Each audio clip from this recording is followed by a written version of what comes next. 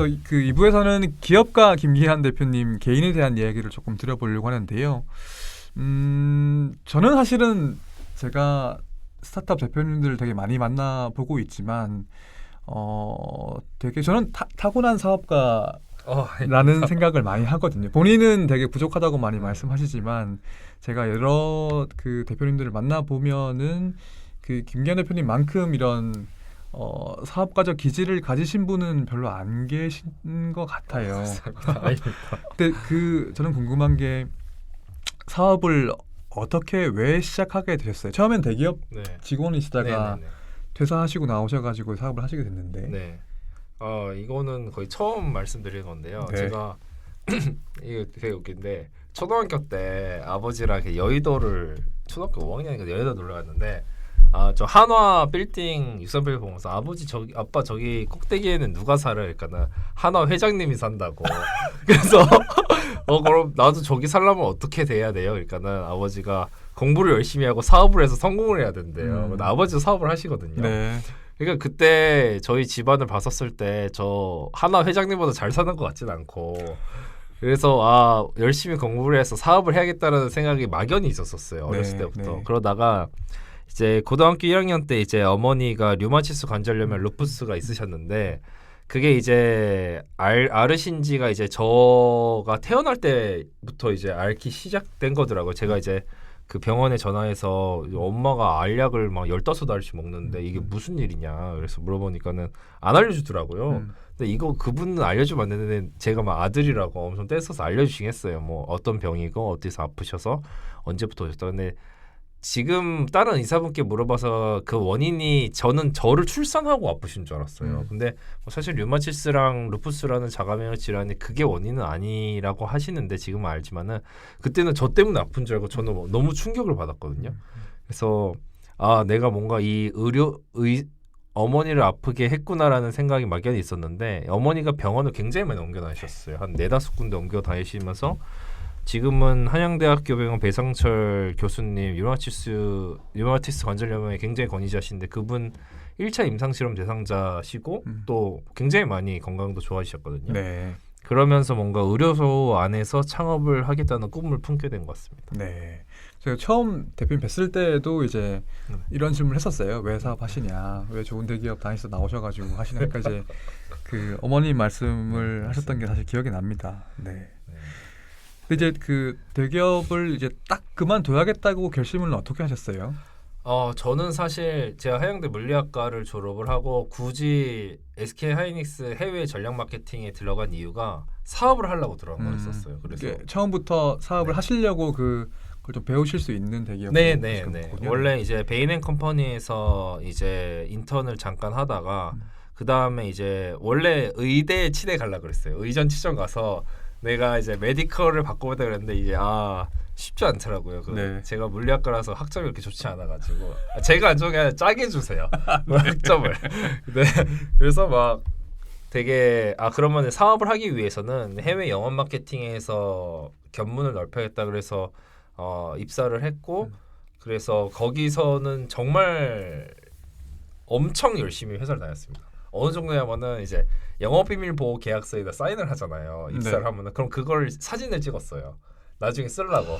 그러니까 모든 선배님들이나 상무님들이나 뭐 하는 모든 말을 다 녹음하고 다 적었거든요. 지금 이거 들으면 막 소름 끼친다고 하실 수 있는데 배우려고. 네, 배우려고요. 네. 왜 그러면은 뭐 주간 업무 보고 쓰는 방법, 회의하는 방법, 뭐 하는 방법, 뭐 PPT 작성하는 방법, 그 PPT 포맷까지 다 그려서 가져왔었거든요. 그래서 저희가 약간 XK 포맷이 많습니다. 저희 회사에. 네, 그러면서 되게 많이 회사에서도 열심히 하니까는 또 되게 많이 좋아해 주셨고요. 그리고 제가 그룹장님 이제 실무 비서까지 이제 하면서 좀 더 이제 뭔가 상무님들이나 팀장님들한테 일을 시키는 갑자기 약간 최순실처럼 그 롤이 됐어요. 왜냐면 그룹장님 일 시키면 제가 취업 뿌려가지고 이게 취업을 받아서 보고를 하는 역할이었는데 그냥 각 팀장님들한테 이제 금요일 퇴근할 때 그룹장님 이거 시켰으니까는 이제 토요일 오전이나 일요일까지 보내놔서 약간 이런 걸 되게 많이 했거든요. 그러니까 엄청 싫어하시더라고요. 근데 그때 저는 이제 되게 쉬운 언어로 핵심적인 내용으로 어떻게 이 보고서를 써야 되는지, 일을 어떻게 분배를 하고 취업을 해야 되는지에 대해서 굉장히 많이 배울 수 있었습니다. 네. 근데 대기업하고 스타트업이 일을 하는 방식이 좀 다르잖아요. 네, 그렇죠. 그럼에도 불구하고 도움이 되셨다는 말씀이신가요? 제가 3년 반 정도 있었는데 굉장히 다르지만은 사실 근본적인 핵심은 되게 비슷한 것 같습니다. 왜 그러냐면은 명확하게 기획을 하고 이 기획한 문서가 어떻게 보면 대기업 문서가 좀 딱딱할 수도 있는데 사실 굉장히 체계화되고 효율적으로 만들어진 문서잖아요. 근데 보통 스타트업에서 기획 문서라고 하면은 되게 그 틀이나 이런 게 아예 없고 좀 보기 어려운 경우도 많고 내용 히스토리 정리가 안 돼 이런 부분이 굉장히 많거든요. 그래서 저는 굉장히 많이 도움을 받았고 그 부분이 좀 저희 회사 안에 내부 시스템을 정립을 하는 거나 혹은 또 외부 업체분들과 미팅을 했었을 때 완전 기본이 되는 비즈니스 매너나 룰 같은 거를 뭐 되게 많이 도움을 받았고요. 특히나 저는 뭐 명함을 주고받는 것부터 시작해서 이메일을 쓰는 게 굉장히 많이 본인에 대한 티가 굉장히 많이 나는데 근데 이건 대부분 스타트업으로 저희 회사에 처음 들어온 친구는 이해를 잘 못해요. 아 이메일 그냥 뭐 전화하면 되지 왜 이메일을 굳이 열심히 써야 돼? 막 이러거든요. 근데 이메일은 남고 이메일이 네 얼굴이다라고 생각을 해야 되는데 뭐 이러한 사소한 것들이 저는 그 B2B 비즈니스를 하거나 뭐 투자를 받거나 이럴 때 굉장히 크게 작용한다고 생각하거든요. 제가 투자자로서 말씀드리면 매우 중요합니다. 매우 중요합니다. 혹시 창업가분들이 보시게 되면은 네, 그래서 저는 하이닉스에 있었을 때 경험이 저는 회사 생활 굉장히 잘 받았거든요. 저 우수사원이었거든요. 네. 근데 우수사원 막 다나까지 가고 막 팀장님들한테 일 시키는 것도 너무 재밌고 막 그랬었는데 그만두실 때 되게 붙잡으셨을 것 같은데요. 네. 그만두실 때 원래 막 미국 주재원 가라 그랬었어요. 그럼 보통 이제 미국 주재원 가서 아기 낳고 MBA 갔다가 와서 열심히 해서 팀장 상무 이런 플로우였었거든요. 완전 키워주겠다는 거잖아요. 네네. 근데 뭐 그때는 좋은 팀원이 이미 밖에서 기다리고 있어가지고 저희 집에서 계속 일했거든요. 저는 하이닉스 퇴근하고 나서 팀원들이랑 같이 또 밤에 계속 일을 해서 이제 나올 수 있었습니다. 네. 그래서 저는 되게 처음에 만났을 때 보면 되게 스타트업이 규모는 크지 않았지만 여기 강남역 그 오피스텔에 계실 때 체계가 있다는 생각이 들었었고 그리고 막 그 벽인지 냉장고인지 막 그런 그 원칙 같은 거 붙여놓으셨잖아요. 네 맞아요. 그래서 그런 것들 보고서 이거 이 팀은 되게 뭔가 좀 다른 것 같다 이런 생각을 좀 하긴 했던 그 기억이 납니다. 네. 그래서 그 스타트업을 이제 아까 16년 시작 언제 하신 거죠? 16년 10월 달에 했습니다. 네, 스타트업을 16년에 시작하셔가지고 이제 한 5년쯤 하고 계신데 해보시니까 뭐 좋은 게 있고 안 좋은 게 있을 것 같아요. 네. 어떤 게 좋으시고 어떤 게 안 좋으세요? 특히 헬스케어라는 분야에서 스타트업을 하시는 거에 대해서 좋은 거는 제가 사실 그 인생에 이게 세 가지 목표가 있는데 하나는 결혼할 사람을 찾아야 되니까 내가 가장 사랑하는 사람이랑 사랑을 하자. 네. 두 번째는 내가 정말 가장 사랑하는 일을 하자. 그래서 이거 두 가지를 하면서 같이 프랑스 개선문 꼭대기에 올라가는 게 제 마음속의 목표였었어요. 원래 올라갈 수 있어요 거기? 네네네 거기 올라갈 수 있어요. 근데 우선은 저는 가장 사랑하는 일을 찾은 것 같거든요. 사실 창업하는 자체가 굉장히 힘들고 공부도 많이 해야 되고 뭐 사실 압박도 많고 스트레스 많이 받지만은 저는 감히 이야기하건데 하이닉스에 3년 반 동안 정말 많이 배웠고 정말 좋은 제 사수분들 다 에이스였거든요. 지금도 그분 다 상무님들 전무님들이시고 근데 창업하고 나서의 1년 배웠었던 게 이 3년보다 훨씬 더 많았었던 것 같아요. 막 돈 떼어서 막 경찰서 갔다 오고 막 난리 치고 막 팀원들 나간다고 하고 막 난리가 있었는데 그런 제가 정말 고속 성장할 수 있고 내가 온전히 몰입할 수 있는 나의 창업을 할 수 있다라는 게 정말 큰 일일 것 같고 뭐 대표님도 더 잘 아시겠지만은 지금 제 주변의 친구분들도 본인이 사랑하지 않는 일을 하면서 힘들어하시는 친구 굉장히 많거든요. 맞습니다. 뭐 예를 들어서 나는 주말만 보고 살아. 뭐 나는 그냥 세 달 뒤에 뭐 이탈리아나 유럽을 가기로 했는데 그것만 보고 그냥 하루하루 그냥 사는 거지 뭐라고 이야기하는데 저는 사실 그 주말에도 일을 하고 평일에도 일을 하고 빨리 한국이 왜 이렇게 공휴일이 많은지 모르겠어요. 근데 이런 말 안 하면 안 되는 거 아니에요? 근데 그러니까 저는 직원분들이 안 좋아하시겠는데. 그래서 저는 되게 제가 살아가는 일을 온전히 몰입해서 한다는 것 자체가 굉장히 좋은 것 같고 안 좋은 점은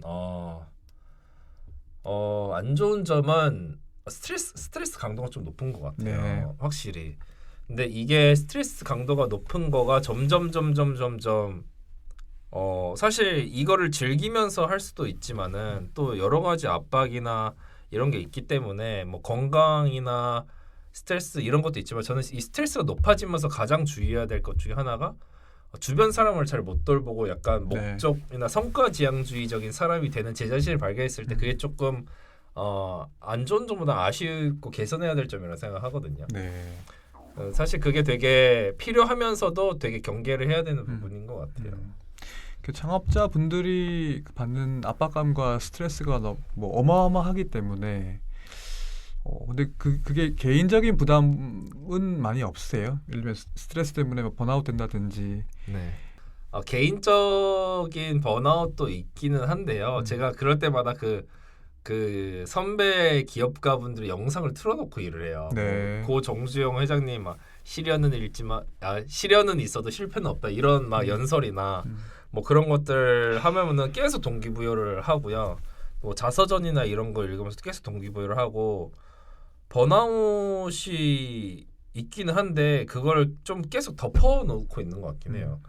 그래서 근데 사실 이 번아웃을 이겨내기 위해서는 또 계속 건강 관리도 해야 되고 그러한 사람이 되게 무서운 게 미국에 가서 뭔가를 일을 할 때 너무 힘들었었거든요. 근데 이것도 익숙해지니까 또 거기서 뭐 잘 적응하고 뭐 놀 거 다 놀고 술 먹고 다 먹고 그걸 있으니까는 또 여기서도 또 제가 또 안주하게 되는 거예요.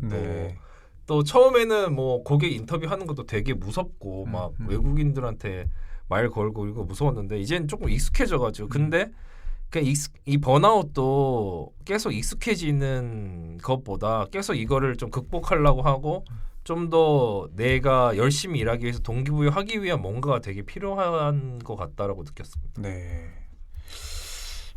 하여튼 이런 얘기를 들으면 제가 진짜 인물이다 생각이 듭니다. 아닙니다. 그래서 그 미국 얘기를 방금 하셔가지고 네. 이제 그걸 자연스럽게 넘어가 보면 사실 미국을 가서 사업을 하신다는 게 되게 쉽지 않은 결정이잖아요. 네네. 그러니까 일단 창업을 한국에서 하시고 네.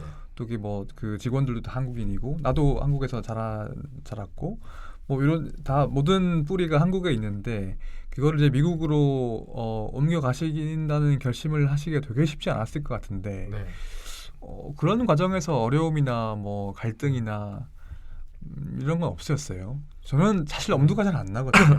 제가 그렇게 한번 되게 큰 기회가 있고 하다고 생각해도 그게 정말 쉽지 않을 것 같은데 네. 그 가실 때 나이가 저는 뭐였죠? 31살에 갔습니다. 네. 31살에 2019년도에 넘어갔으니까요. 갔을 때는 사실 되게 생각보다 훨씬 더 많이 힘들었었던 것 같아요. 가기 전보다. 가기 전엔 뭐 나는 아직 결혼 안 했고 그리고 아직 여자친구도 없었고 그래서 나는 그냥 가서 그냥 일을 하면 되지. 그리고 뭐 나 나름 4년제 나왔고 열심히 공부했으니까는 미국 가서도 뭔가 먹히지 않을까. 내가 나름의 저런 뭐 미국인들보다는 그래 나는 한국인이고 열심히 일하니까는 뭔가 될 수 있을 거라 생각했는데 가서 뭐 진짜 하나부터 열까지 다 너무 힘들더라고요. 네. 예를 들어서 뭐 비자 문제도 있고 뭐 거주지 문제도 있고 한국이랑 뭐 다른 공공기관 의료 시스템부터 시작해서 법인을 설립하는 거 또 병원을 설립을 하는 거 뭐 의사를 찾는 거 뭐 컨트랙을 맺어서 법률 검토를 받는 거 모든 내용 자체가 사실 한국에서 한국어로 해도 굉장히 스트레스 굉장히 많이 받잖아요. 근데 미국에서 갑자기 생뚱맞아서 뉴욕도 처음 갔었거든요. 그래서 뭐 갑자기 막 뭐 병원이 있어야 되고 또 의사분도 있어야 되고 뭐 메디히어 USA랑 또 믿을 만한 의사분들을 만나서 이게 또 코퍼레이션을 엮어야 되고 또 계약을 해야 되고 뭐 계약서도 막 50장이에요. 다 영어로 돼 있으니까 막 구글 팝하고를 막 돌리고 막 번역을 쓰고 난리를 쳤었어요. 저도 막 다 형광펜으로 읽고 그리고 막 법률 검토하는데 또 메디컬 서비스니까는 그냥 일반 상법 변호사, 의료 데이터 변호사, 아예 일반 의료법 변호사, 그다음에 말프레스 관련 변호사 한 4-5명이 한 번에 그 검토를 같이 해주거든요. 그리고 주간 경계도 있어서 그러면은 이 30분이 한 600불이에요. 600불 시간당 600불, 800불 거의 뭐 시간당 2,000불까지도 가거든요. 그러니까는 뭐 안 되는 영어로 계속 그런 거를 하는 거 그런 자체가 굉장히 많이 허들이었는데 뭐 또 돌아보면은 재밌었던 것 같아요. 그래서 재밌었던 것 같고 지금도 다행히 그 중간 중간에 저는 그래서 가장 큰 힘이 됐었던 게 같이 간 팀원. 영어 잘하는 같이 간 윤보님이나 뭐 저희 UX UI 디자인 팀장님이나 뭐 그 이현지 의사 선생님, 미국 이제 저희 CMO님이나 뭐 지금 같이 있는 팀원들이 진짜 많이 도움이 됐죠. 네. 혼자는 못할 것 같아요, 제 생각에는. 네. 그 뭐 영어나 이런 부분은 어떻게 하셨어요? 영어는 저도 그렇게 잘하는 편은 아니어서 계속 공부를 하고 있고요. 뭐 미국에 있는 팀원분들이 계속 영어로 이야기도 많이 해주시고 이현지 의사 선생님도 계속 영어로 많이 해서 저도 계속 공부는 하고 있습니다. 근데 사실 그 미국에서 투자자분들이랑 미팅하거나 기업가분들이랑 미팅하거나 뭐 예를 들어서 아까 말씀드린 유나이티드 헬스케어와 미팅을 할 때는 저도 이제 제가 대표인데 사실 미국에 있는 모든 팀원들이 제가 영어를 제일 못해요. 거의 다 원어민 수준이어가지고 그런데도 제가 이야기를 해야 될 부분이 있으면은 뭐 그거는 뭐 한 일주일 전부터 계속 달달달 외워야죠. 달달달 외우고 연습하고 계속 그랬었던 것 같아요. 네. 지금도 연습하고 있고 그래서 막 열심히 하고 있습니다. 네. 그래서 이제 저희가 한국의 뭐 디지털 헬스케어 시장에 제약이 워낙 많으니까 네. 흔히 뭐 쉽게 하는 얘기로 야 미국 가서 사업하지 왜 한국에서 하고 있냐 네. 이 얘기 되게 쉽게 하잖아요. 어떤 네, 분들은. 그렇죠. 네. 근데 이게 정말 어려운 일일 텐데 혹시 미국에서 이제 사업을 하실 거를 계획하시거나 꿈꾸는 후배라든지 네. 동료 뭐 기업가 네. 분들이 있으시면 먼저 이렇게 정말 미국에 먼저 가셔가지고 네. 그러니까 한국과 미국을 둘 다 경험해 보신 입장에서 네. 어떤 얘기를 해주고 싶으세요? 미국에서 사업을 하려면은 미국에 가야 되는 것 같습니다. 이게 굉장히 심플한 이치인데요. 한국에 있으면은 마인드랑 사고랑 언어랑 모든 문화가 다 한국으로 세팅이 돼 있잖아요. 저희 핸드폰 언어 모드도 한국이라 미국을 바꿀 수 있는 것처럼 네. 미국에서 사업을 하시려면 우선은 미국에 계시고 미국에서 고객을 만나시고 계속 사업 개발을 거기서 진행을 해야 될 것 같습니다. 근데 뭐 당연히 뭐 너무 잘 된 회사 중에 베이스가 다 한국에 있고 한국에 있으면서 뭐 해외 전 세계에서 정말 많은 돈을 버는 회사도 많잖아요. 뭐 그게 뭐 데이팅 앱도 될 수도 있고 게임이 될 수도 많을 수 있는데 사실 디지털 헬스케어나 메디컬적인 로컬라이제이션이 필요한 부분은 좀 다른 것 같습니다. 그래서 그 시장에 직접 가서 이해관계자를 만나고 그걸 보고 그런 것 자체가 정말 천지 차이인 것 같거든요. 그래서 저는 가기 전에 그런 말을 누군가한테 들었는데 그 되게 꼰대 같다고 생각했어요.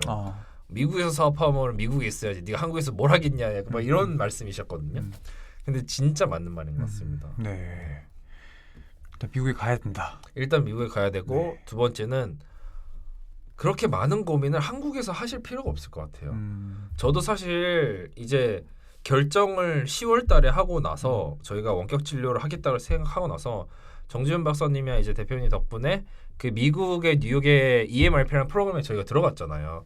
그 프로그램에 어떤 프로그램에 들어가서 진행을 해서 소프트 랜딩을 할 수 있었는데 우선은 의사결정을 빨리 해야 돼서 빨리 가야 되는 것 같습니다.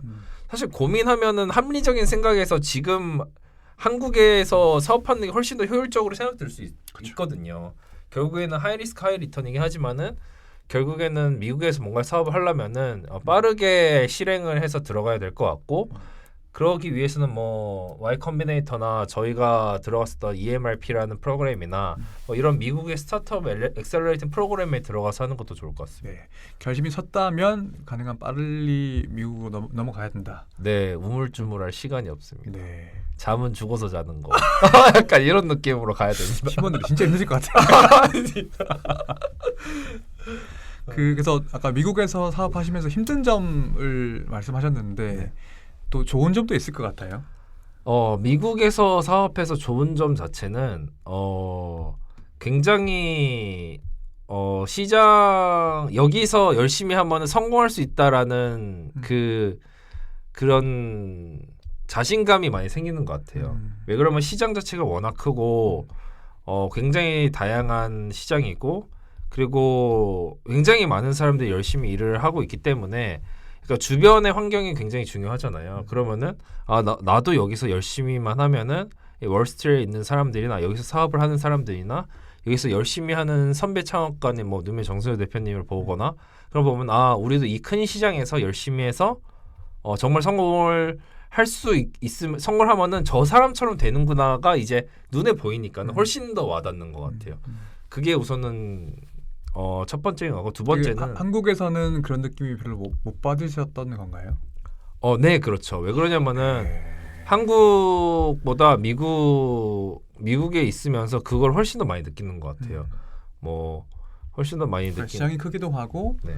더 뭐 시장의 잠재력도 크다는 게 느껴지고 네. 인재도 많고 네, 네. 또 그 누메 정세수 대표님 같은 롤 모델도 있고 그런 것 때문인가요? 네, 그런 것도 그런 거고 사실 그리고 두 번째로는 미국에 있으면은 스트레스 받거나 학습해야 되는 내용 자체가 정말 몇 배로 많이 늘어나는 것 같아요.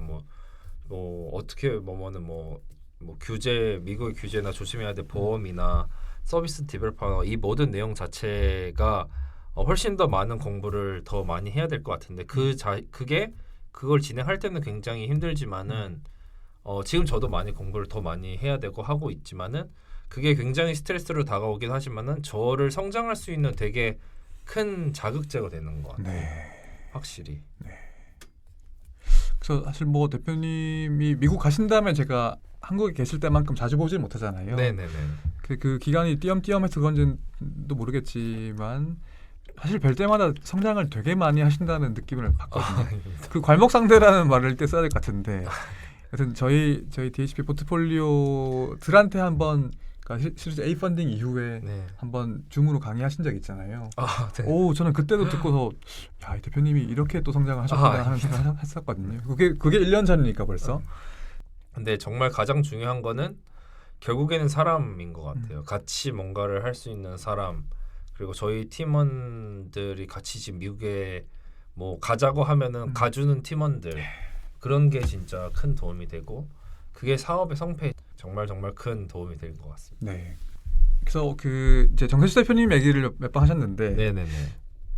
아까 또 롤 모델 이런 말씀도 하시고, 네네네. 사업가로서 어떤 귀감이 되어 가고 계신가요?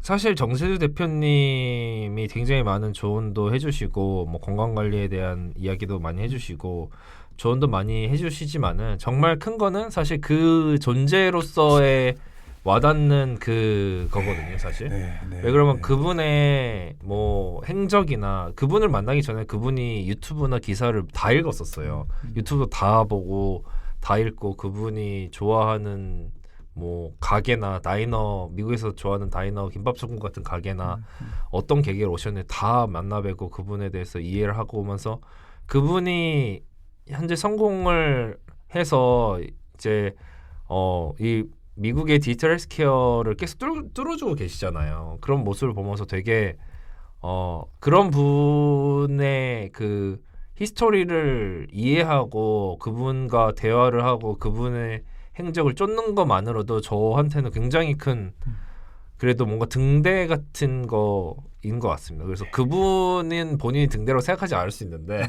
근데 되게 후배 창업자분들은 저분처럼 되고 싶다라는 그런 생각을 되게 많이 할 수 있게끔 만들어주시는 것 같아요. 네. 정말로 큰 존재가 되고 계시죠. 특히 한국의 디지털 헬스케어 창업자분들에게는. 네, 그렇죠. 그래서 좀 더 구체적으로 뭔가 기억에 남는 뭐 에피소드가 있다든가 뭐 해주신 말씀이 있다든가 이런 게 있으신가 좀 이렇게 맞아. 쉐어하실 만한. 그 정세주 대표님께서 굉장히 이제 정세주 대표님은 그 적극적이고 진취적이신 분인데 처음 만났었을 때 제가 잘 보이고 싶어서 풀정장을 입고 갔었어요. 풀정장에 타이까지 메고 가니까는 정세주 대표님이 저를 이제 약간 그런 스타트업인 척을 많이 하는 샌님으로 보셔서 처음에는 조금 이렇게 보셨었는데 나중에는 저희가 막 무슨 메디어 하기 전에 막 대왕 꿀꺼배기도 막 떼다가 팔고 그랬었거든요. 막 리브랜딩해서 막 돈이 없어 꽈배기를 떼다 팔았었어요. 근데 막 2만 원 꽈배기거든요. 근데 그 얘기를 듣고 나서 되게 좋아해 주셨고 인상이 남는 건 결국에는 스타트업도 장사다. 장사고 정말 너가 원하는 고객 곁에 그 사람 필요한 물건을 파는 거기 때문에 뭐 팬시하게 하려고 하지 말고 정말 밑바닥부터 장사라고 생각하고 열심히 해라. 정말 열심히. 근데 또 반대로 열심히 하라는 게 너가 전단지 들고 여기저기 막 하루 종일 뿌리라는 게 아니다. 효율적으로 열심히 장사처럼 하라는 말이라고 이야기를 해주신 부분이 정말 많이 와닿았습니다. 그래서 사실 저도 막 뭐 대표님이 투자도 해주시고 그때 뭐 팁스도 받고 이렇게 하다 보면은 굉장히 막 뭔가 뭐 이렇게 열심히 우리 스타트업 한다고 막 하고 우리 미국에 와서 뭔가를 한다고 하지만은 진짜 결국에 돈 못 벌면은 그냥 스타트업인 척하는 거 그 이상 그 이하도 아닌 것 같거든요. 근데 그 부분이 되게 크게 와닿았고 좀 제가 저희 회사가 계속 성장하면서도 되게 유념을 해야 될 부분이라고 생각하고 있습니다. 네. 그래서 그 지금 2부에서 대표님 개인에 대한 그러니까 사업가로서 얘기를 많이 들어봤는데 혹시 하시고 싶은 말씀 있으세요? 저희 메디히어의 사업 철학은 속도 경영이었습니다. 원래는 속도 경영 제가 뭐 손자병법이나 CEO 무슨 이런 뭐 책 많이 읽었었을 때 손자가 그 속도 경영을 많이 했다라고 그러더라고요. 근데 결국에는 저희 속도 경영을 하는 이유 자체는 세상에서 가장 중요한 건 시간이고 결국에는 빨리 시장에 들어가서 빨리 망해서 다시 하던가 아니면은 가설을 설정해서 빨리 다시 선회하든가 해서 그런 방식으로 저희는 진행하고 있는데 그리고 자율과 책임으로 해서 알아서 열심히 공부해서 알아서 열심히 잘하자라는 건데 너무 무책임한 말이긴 한데 그에 대한 모든 건 다 지원을 해주고 그래서 이 두 가지가 저희 기업 경영이었는데 그러다 보면 저희가 되게 아까 말씀드린 것처럼 10년이 걸릴 일을 10배의 노력을 1년 만에 하는 거라고 일맥상통한 것 같아요. 근데 이러다 보니 저희가 속도는 빠르고 알아서 잘하는데 고객이 원하는 걸 만들지 않는 것 같아요. 그래서 이번에 고객 중심으로 생각을 하지 않는 것 같아요. 그래서 고객 중심과 또 선택과 집중에 필요한 심플 경영을 넣었습니다. 그래서 속도 경영, 자율과 책임, 그리고 고객 중심 사고 방식, 그다음에 심플 경영 이렇게 저희를 해 나가고 있는 키워드들입니다. 네. 되게 체계적이셔가지고 아까 또 원칙이나 또 뭐 중요한 그런 그 가치 같은 것들을 다 여쭤보면 바로 나온다는 게 이미 이게 정리가 돼 있다는 거잖아요. 그래서 그래서 제가 지금 이제 2부에서 김기환 대표님 개인에 대한 얘기를 좀 해봤는데 조금 마무리를 이제 할 시간인 것 같아요. 그래서 뭐 마지막으로 하시고 싶은 말씀이나 있으시다면 조금 말씀하시고 마무리를 하는 걸로 하겠습니다. 제가 사실 이 구독자분들이나 이걸 보시는 분들께 어떤 도움이 될지는 모르겠으나 우선은 사실 지금 많이 망설이고 계시는 창업가 분들이시거나 아니면은 지금 뭐 같은 업계에 계신 분들이라면은 진짜 내가 이 일을 사랑하고 몰입할 수 있는 거 진짜 너무 중요한 것 같아요. 이게 사실 특히나 디지털 스퀘어는 너무 힘들어요. 저는 이 정도 힘들 줄 몰랐거든요. 왜 대왕 꿀꺼배기 떼다 파는 게 더 쉬웠었어요. 근데 뭘 하지 말라는 것도 너무 많고 뭐 법도 무슨 아직 출시도 안 했는데 법도 너무 많이 봐야 되고 뭐 의사분들도 너무 똑똑하시니까 의사분들 상대하는 거 너무 힘들고 마케팅도 잘 안 돼요. 왜 그러면은 우리는 재밌는 게 아니잖아요. 그냥 메디컬 서비스로 텔레헬스면은 아프면은 쓰는 거지 무슨 넷플릭스처럼 이런 재밌는 요소로 마케팅 하기도 힘들어요. 근데 그런 이 모든 힘듦을 차치하고서라도 디지털 헬스케어가 매력 있는 거는 저는 의식주 앞단에 있는 생과사 쪽에 있는 메디컬과 헬스케어 서비스라는 거거든요.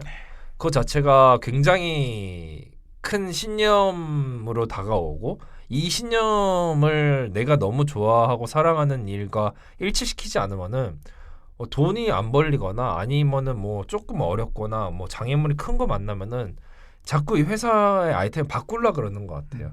그래서 저희도 미션과 비전을 굉장히 고수를 하고 있는데 그래서 이 미션 비전을 고수하는 것 자체가 저희가 데이터 히어라는 AI 자회사가 있잖아요. 그 추천 알고리즘을 기업에 납품하는 회사인데 이 회사도 잘 돼요. 지금 한 달에 한 2,000씩 나오거든요. 뭐 회사 그냥 솔루션만 판매를 하는데 근데 원래는 헬스케어 너무 힘들어가지고 메디히어 못하겠다. 이거 데이터 히어예요. 그 회사 이름을 데이터 히어를 해야겠다라고 생각을 했는데 그때 팀원들이 일주일 동안 다 휴가를 냈어요. 그 신념에 반하는 사업 아이템을 선정을 해서 결국에는 가내 수도공업으로 그 굉장히 좋은 비즈니스지만은 우리가 원하는 그 가치 있는 기업을 세워서 존경받는 사람이 되자 IT 기술을 의사환자 연결을 하자는 건 다른 거였었죠. 그래서 저는 이제 뭐 이 마지막으로 말씀드리고 싶은 거는 본인이 정말 몰입하고 본인이 정말 사랑하는 일을 온전히 할 수 있는 그 아이템과 일을 찾아서 하시면은 너무 좋으실 것 같고 그거를 지속하기 위해서는 미션과 비전이 굉장히 오글거리는 말이지만은 굉장히 본인과 팀을 지탱할 수 있는 핵심적인 그런 좌우명 같은 신념이라고 생각합니다. 그래서 이 부분이 조금이나마 도움이 됐으면은 해서 말씀드리게 됐습니다. 네.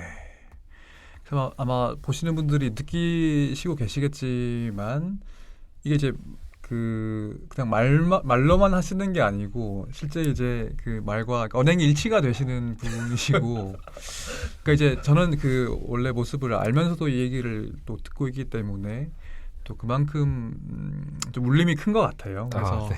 저도 많이 여러 가지를 또 생각하게 되고 배우는 시간이었던 것 같습니다. 네, 원래 해보시니까 어떠셨어요? 저도 이 이야기를 하면서 시간이 되게 많이 흘렀구나라는 생각이 들었었고 왜 대표님께 처음 원래 대표님한테 한 이메일을 한 4-5번 보냈다가 이제 한 그러면서 다시 이제 대표님을 완전 2018년도에 이제 뵀잖아요. 그래서 그 디캠프라는 행사 디캠프 오피스 아워에서 처음 뵀었거든요. 네. 그래서 뵙다가 지금 이렇게 시간이 지났는데 시간이 굉장히 많이 흘렀다 빨리. 그 두 번째는 더 빨리 해서 더 빨리 성공해야겠다 이런 생각만 하게 됐습니다. 네. 제가 왜 좋아하는지 아실 겁니다. 아마. 네. 네. 그러면 거의 이제 1시간 넘게 말씀을 나눠봤는데요. 지금까지 그 한국과 미국에서 원격 진료 사업을 하시는 메디히어의 김기환 대표님을 만나봤습니다. 네, 감사합니다. 네, 감사합니다.